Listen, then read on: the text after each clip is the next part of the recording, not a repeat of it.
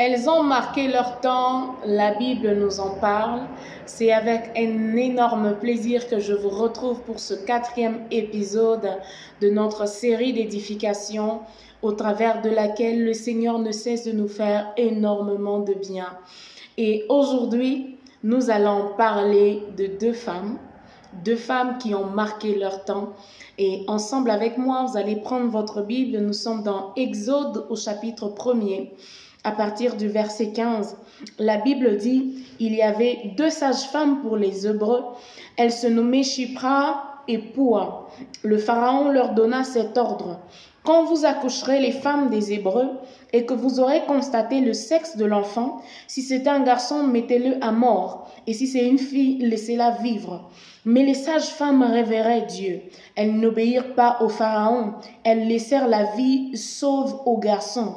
Alors le Pharaon les convoqua et leur demanda, « Pourquoi avez-vous fait cela? Pourquoi avez-vous laissé vivre les garçons ?» Les sages-femmes répondirent au Pharaon, « C'est que les femmes des Hébreux ne sont pas comme les Égyptiennes. Elles sont pleines de vie. Avant que la sage-femme arrive auprès d'elles, elles ont déjà mis leur enfant au monde. » Dieu fit du bien aux sages-femmes et le peuple continua de se multiplier et devint extrêmement puissant. Comme les sages-femmes avaient agi parce qu'elles avaient révéré Dieu, Dieu fit prospérer leur famille. Prions. Père, nous te disons merci pour ta parole. Merci parce que tu envoies ta parole pour un but. Et nous prions et nous croyons que le but pour lequel tu as libéré cette parole aujourd'hui, pour lequel tu vas parler au travers de ta servante, Seigneur, nous croyons que tu vas atteindre le but et l'objectif pour lequel cette parole sera libérée. Merci, précieux Saint-Esprit, de glorifier Jésus.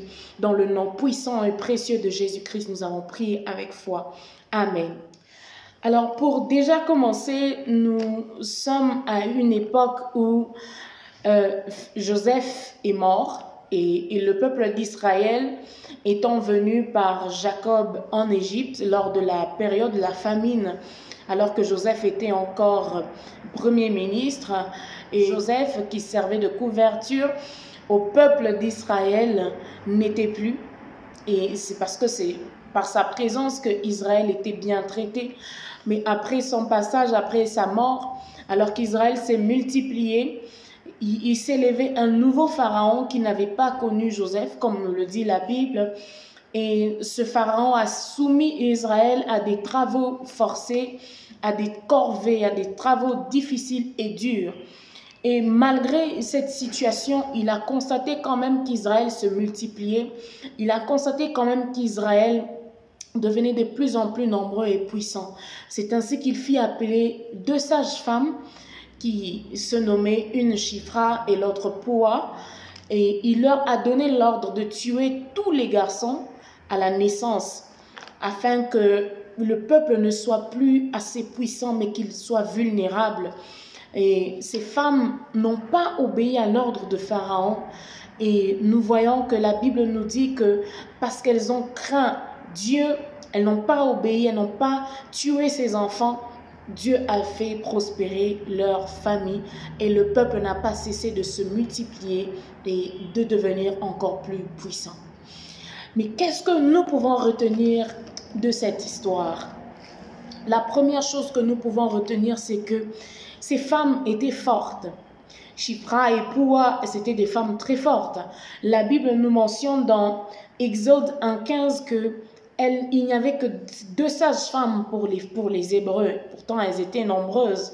Il y avait 2 sages-femmes qui travaillaient avec force. Oui, elles étaient pleines de force et nous voyons que au milieu des hostilités, de ces difficultés, de cette situation, de cette calamité, de cette situation assez compliquée, assez complexe, Shipra et Poua étaient les 2 sages-femmes qui aidaient les femmes hébraïques à donner naissance. C'étaient donc des femmes fortes. Et la deuxième chose que nous pouvons retenir, c'est leur capacité à couvrir et à vanter d'autres femmes. Leur capacité à couvrir, à vanter d'autres femmes. Nous voyons dans Exode 1,19 que La Bible dit, les sages-femmes répondirent au Pharaon, c'est que les femmes des Hébreux ne sont pas comme les Égyptiennes. Elles sont pleines de vie. Avant que la sage-femme arrive auprès d'elles, elles ont déjà mis leur enfant au monde. Ce n'étaient pas des femmes qui avaient peur de parler en bien d'autres femmes. Nous voyons qu'elles parlent des autres femmes avec amour et positivité, disant qu'elles sont vigoureuses. Nous voyons que la Bible ne nous dit pas si cela était vrai ou faux, mais nous voyons que ce sont des femmes qui n'ont pas peur de parler haut et fort des qualités que pouvaient porter d'autres femmes. Elles n'ont pas peur de vanter, de parler en bien, de positiver sur d'autres femmes comme elles. Or, que des femmes aujourd'hui, nous voyons combien les femmes se détruisent entre elles, par haine, par jalousie. Mais nous voyons que ces femmes, parce qu'ils marchaient avec la crainte de l'Éternel, elles avaient un langage positif en faveur des autres femmes. Elles pouvaient parler, dire que ces femmes sont vigoureuses, reconnaître la force d'autres femmes, reconnaître la qualité, la capacité d'autres femmes. Oh, qu'est-ce que c'est devenu de plus en plus rare, mais nous croyons que par les vertus du Saint-Esprit au-dedans de nous, cette race des femmes qui peuvent voir les qualités d'autres femmes, qui peuvent voir et vanter d'autres femmes, cette race va davantage renaître pour la gloire de Dieu. Alléluia. Et nous voyons la troisième chose, c'est que ces femmes, Shipra et Pua, ont protégé le rêve des autres femmes. Nous savons combien porter un enfant et devenir mère est un rêve et le rêve de plusieurs femmes. Mais Shipra et Pua, mis dans des conditions où elles étaient appelées à tuer le rêve des femmes hébraïques, elles ont refusé. Nous savons combien c'est un grand rêve pour chaque femme de donner naissance après avoir attendu 9 mois de douleur. Pour certaines, 9 mois d'insomnie, 9 mois de peine, 9 mois de tourments d'anxiété, de peur, de questionnements. Mais nous avons vu des femmes qui n'ont pas décidé, qui n'ont pas arrêté, qui n'ont pas étouffé le rêve d'autres femmes, mais qui les ont couverts pour que ces femmes donnent naissance à leurs rêves. Oh, je prie qu'aujourd'hui, qu'il y ait des femmes qui vont couvrir, qui vont booster, qui vont pousser d'autres femmes. Déjà, j'aime ce que l'historique raconte, c'est que les femmes juives étaient aidées par 2 femmes, par 2 sages-femmes. Il y en avait une qui s'asseyait, qui assistait, qui était assise sur une sorte de siège pour tenir la patiente, et l'autre qui était en bas prête à recevoir l'enfant. Oh, aujourd'hui, nous avons besoin de ces femmes qui vont aider les femmes à pousser, qui vont aider notre génération à pousser et à produire leur destinée, à pousser à enfanter des rêves, à pousser à aller plus loin. Pas des personnes qui vont tuer des rêves, pas des personnes qui vont éteindre des destinées, mais des personnes, des femmes qui vont couvrir d'autres femmes afin qu'elles enfantent des destinées. Nous savons combien dans la société, la femme est marginalisée. Nous savons combien dans la société, la femme est réduite au silence. Mais nous voulons cette génération des Pua et des Shipra qui vont se lever, qui vont couvrir des femmes, qui vont les pousser à enfanter des destinées. En Christ, nous avons une destinée. En Christ, nous avons des destinées. En Christ, nous avons été créés. Nous sommes l'ouvrage de Dieu. Nous avons été créés pour pratiquer des œuvres. Nous avons été créés pour qu'au travers de nos vies, que Dieu réponde à un besoin sur terre. Et nous voulons qu'ensemble, nous puissions nous tenir main dans la main pour protéger les rêves des unes des autres, pour que nous puissions produire ces destinées au travers desquelles le Père sera glorifié sur terre. Alléluia. Nous avons besoin de ces Shipra et de ces Pua qui vont prendre les risques de protéger les destinées des uns et des unes et des autres, qui vont prendre les risques de protéger les rêves des unes et des autres, qui ne vont pas éteindre, qui ne vont pas étouffer les efforts des autres. Nous savons combien les 9 mois où on porte une grossesse, où on attend la naissance d'un enfant, ce n'est pas toujours rose. Il y a des nuits blanches, il y a par moments de l'anxiété, des angoisses. Et ces femmes n'ont pas interrompu ce processus, n'ont pas fait avorter le processus d'attente des femmes, de voir leurs rêves devenir réalité. Oh, qu'aujourd'hui, des Chypres et des Pour, tu prennes la décision d'être de ce côté des femmes qui ne vont pas éteindre d'autres femmes, qui ne vont pas étouffer d'autres rêves, qui ne vont pas arrêter d'autres destinées par haine, par concurrence, par rivalité inutile. Mais tu vas comprendre que nous sommes une armée et tu vas te positionner pour permettre à une femme, pour permettre à une personne, pour permettre même à un homme d'enfanter sa destinée. Oui, il y a ces personnes sur lesquelles Dieu a déposé cette onction particulière en cette saison pour qu'elles soient comme des sages-femmes qui vont pousser les autres à enfanter leur destinée, qui vont pousser les autres à entrer dans leur destinée. Positionne-toi, alléluia, comme une sage-femme pour pousser l'autre à enfanter sa destinée et non pour tuer ce qu'elle porte. Et non pour tuer ce qu'elle porte. Nous ne sommes pas régis par le monde. Nous ne sommes pas régis par le langage du monde. Si Dieu t'a appelé à des grandes choses, si Dieu a appelé ta sœur, ton frère à des grandes choses, tu n'es pas régi par le langage du monde. Tu n'es pas régi par le langage de la compétition. Mais tu comprends que si lui va bien, si lui va plus haut, c'est notre royaume qui va percer. Nous voyons que parce que ces femmes ont protégé les femmes hébraïques, nous voyons que ces femmes ont favorisé la croissance et l'expansion du peuple hébraïque, la montée en puissance du peuple hébraïque. Alléluia. Et j'aime la troisième chose, c'est que ces femmes ont épargné la vie des garçons. Elles n'ont pas tué la masculinité. J'aime ce que la Bible dit au verset 17. Mais les sages-femmes reverraient Dieu. Elles n'obéirent pas au Pharaon. Elles laissèrent la vie sauve aux garçons. Elles laissèrent la vie sauve aux garçons. Nous sommes dans une ère où la masculinité est tuée. Nous sommes dans une ère où on apprend, on élève les femmes pour être des hommes. On élève les femmes pour jouer les rôles des hommes.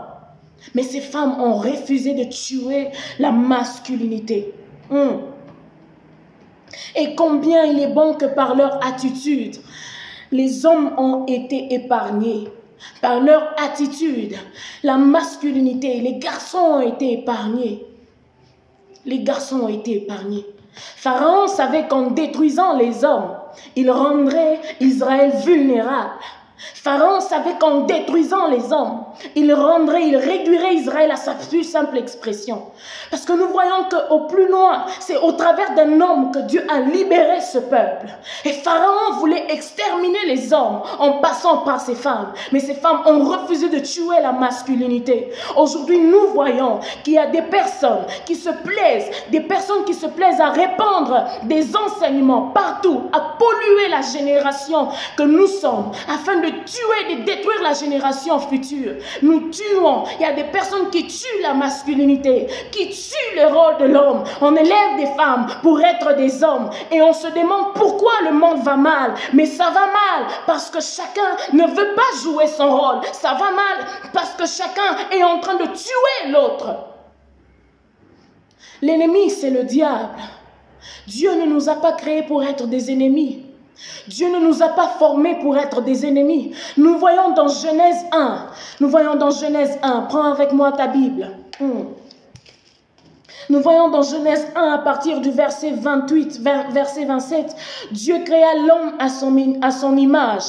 Il créa à l'image de Dieu. Il créa l'homme et la femme. Dieu les bénit et Dieu leur dit: soyez féconds, multipliez, remplissez la terre et assujettissez et dominez sur les poissons de la mer, sur les oiseaux du ciel et sur tout animal qui se meut sur la terre, Et Dieu dit, voici je vous donne toute herbe portant de la sémence et qui est à la surface de la terre et tout arbre ayant en lui du fruit d'arbre portant de la sémence. Ce sera votre nourriture. Nous voyons que lorsque Dieu parle de l'homme et la femme, lorsque Dieu les a créés, lorsque Dieu les bénissait, lorsque Dieu parlait de multiplier, d'assujettir, lorsque Dieu leur donnait la position, le pouvoir de dominer, il ne parlait pas de façon séparée. Il ne les séparait pas. Il parlait, vous assujettirez, vous dominez, vous allez vous multiplier. C'est que Dieu parlait en termes d'équipe. Mais nous voyons en Genèse 3, c'est que l'ennemi s'est infiltré. Et lorsque l'ennemi s'est infiltré, Adam qui voyait en Ève une aide, son langage a changé. Son langage a changé. C'est devenu la femme que tu as mis auprès de moi. Il y a eu la division qui est entrée parce que l'ennemi a pointé son nez. Et l'ennemi est entré pour fragiliser des maisons aujourd'hui. L'ennemi est entré pour fragiliser des familles. L'ennemi est entré pour dire à la femme que l'homme est ton ennemi, pour dire à l'homme que la femme est ton ennemi. Alors que dans le plan de Dieu, Dieu nous a formés pour être une équipe, pour être une armée. Et c'est ensemble que Dieu a dit, vous êtes bénis. C'est ensemble que Dieu les a bénis. C'est ensemble que Dieu a dit, dominez, assujettissez. Mais l'ennemi s'est infiltré.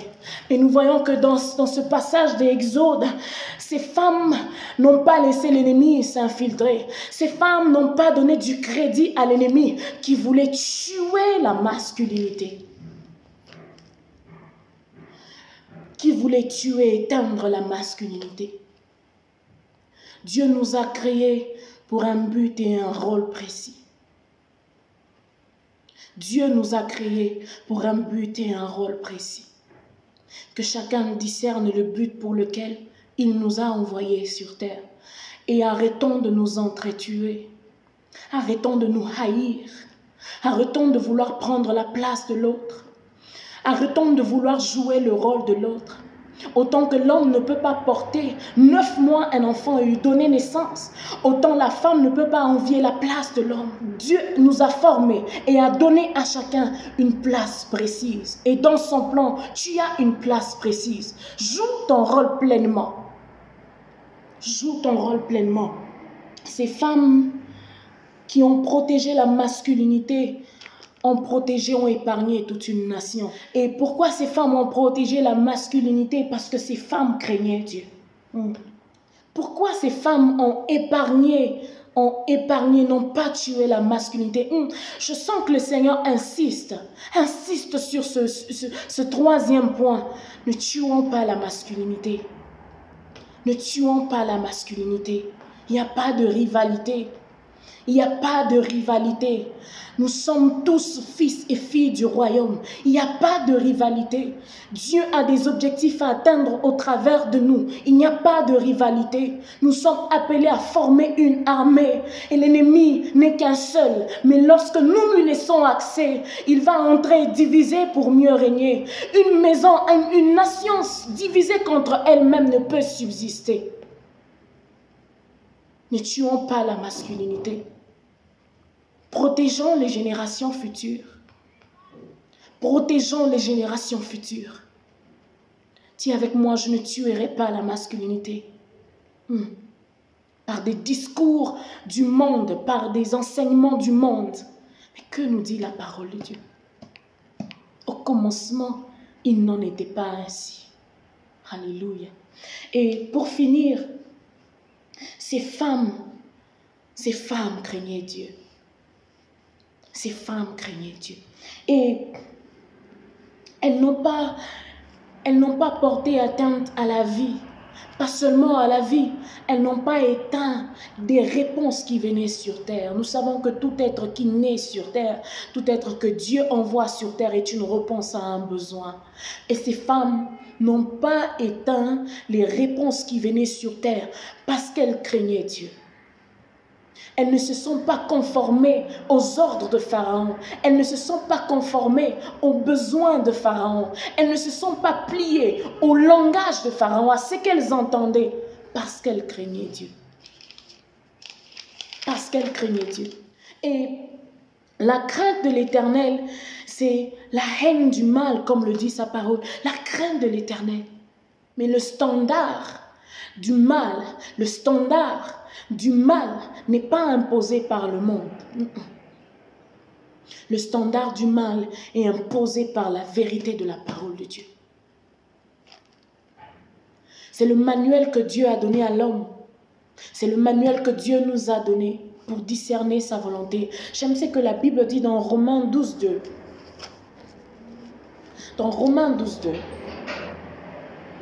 Ne vous conformez pas au siècle présent, mais soyez transformés par le renouvellement de l'intelligence, afin que vous discerniez quelle est la volonté de Dieu, ce qui est bon, agréable et parfait. Oui, soyons transformés par le renouvellement de l'intelligence. Et il n'y a rien d'autre qui puisse transformer, renouveler notre intelligence que la parole de Dieu, celle qui est écrite, ce logos, et celle qu'il nous révèle, ce réma qui sort de sa bouche. Et c'est comme ça que nous arriverons à discerner, non pas nous laisser aller par les courants de ce que nous entendons. Elles ne se sont pas laissées aller par les paroles qu'elles ont entendues de Pharaon. Vous allez tuer tous les garçons. Elles ne se sont pas laissées emporter par les paroles de l'homme le plus puissant de la terre. Vous allez tuer tous les garçons. Mais elles se sont conformées, elles ont craint l'Éternel. Ne nous conformons pas au siècle présent, mais soyons transformés par le renouvellement de l'intelligence, afin de discerner quelle est la volonté de Dieu, ce qui est bon, agréable et parfait. Est-ce que ce que tu entends, ce à quoi tu donnes tes oreilles à longueur de journée, est-ce la volonté de Dieu? Est-ce que ces choses auxquelles tu donnes tes oreilles te poussent à craindre Dieu, te poussent à discerner la pensée de Dieu, te poussent à marcher dans les voies de Dieu, te poussent à être conforme à la volonté du Père? Et nous voyons que parce que ces femmes ne se sont pas conformées, c'est parce que ces femmes ne se sont pas pliées à la volonté de Pharaon, elles n'ont pas donné leurs pensées, elles n'ont pas laissé les pensées, les paroles de Pharaon les conduire. Dieu fit prospérer leur maison. Dieu fit prospérer leur famille. Alléluia. Parce qu'il y a des avantages attachés à la crainte de Dieu. Parce qu'il y a des avantages attachés à une vie qui se conforme à la volonté de Dieu. Et nous voyons dans Exode 1:20, la Bible dit que Dieu leur fit du bien. Dieu fit prospérer leur maison. Et nous voyons dans Exode 1:20 que Dieu fit du bien à leur maison. Dieu fit prospérer leur maison. Parce qu'il y a des bénéfices attachés à la crainte de Dieu. Oh, ma prière aujourd'hui, alors que nous pouvons voir que les conséquences, où il y a des conséquences, c'est que la crainte de Dieu augmente les jours, selon Proverbe 10:27. La crainte de Dieu nous épargne du malheur, selon Proverbe 19:23. La crainte de Dieu, elle amène la vie, selon Proverbe 19:23. La crainte de Dieu produit la richesse, la gloire et la vie, selon Proverbe 22:4. Et Dieu a fait prospérer ces femmes. Dieu a béni leur maison. Oh, ma prière aujourd'hui, c'est que Dieu suscite des femmes qui vont protéger la masculinité, qui ne vont pas tuer la masculinité. Que dans cette génération, ces femmes qui vont se positionner comme des visionnaires pour les générations futures, qui ne vont pas plier aux enseignements des hommes et des femmes qui ne connaissent rien de la pensée de Dieu, mais qui vont se plier à la volonté parfaite du cœur de Dieu. Le cœur de Dieu bat pour l'unité. Le cœur de Dieu bat pour les générations futures. Ces hommes et ces femmes qui ne vont pas s'entretuer, mais qui vont comprendre que nous sommes une équipe appelée à fonctionner ensemble, comme les ailes d'un aigle, comme les ailes d'un oiseau, pour le permettre de voler plus haut. Nous sommes une équipe et marchons dans la crainte de Dieu. Il y a des bénéfices tellement énormes et attachés à des vies qui se conforment à la volonté de Dieu. Et puisque ces femmes ont pratiqué la volonté de Dieu, Dieu a fait prospérer leur maison. Oh, ma prière, c'est que lorsque tu m'entends parler, que c'est cette flamme bouillante dans ton cœur, que Dieu suscite des chipras et des pouvoirs, des femmes qui vont protéger les rêves des autres, des femmes qui vont être comme ces sages-femmes, qui vont les aider à pousser, à enfanter des destinées, ces femmes qui ne vont pas marcher dans des rivalités, mais qui ne vont pas avoir peur d'élever d'autres femmes, de parler en bien d'autres femmes, de couvrir les rêves d'autres femmes, qui ne vont pas avoir peur d'aller à contre-courant selon le courant de ce monde, mais qui vont marcher sans se conformer au siècle présent. Alléluia. Telle est cette pensée d'aujourd'hui. J'aimerais que tu pries avec moi de partout où tu es. Père, nous te disons merci pour ta parole. Merci parce que tu embrases nos cœurs.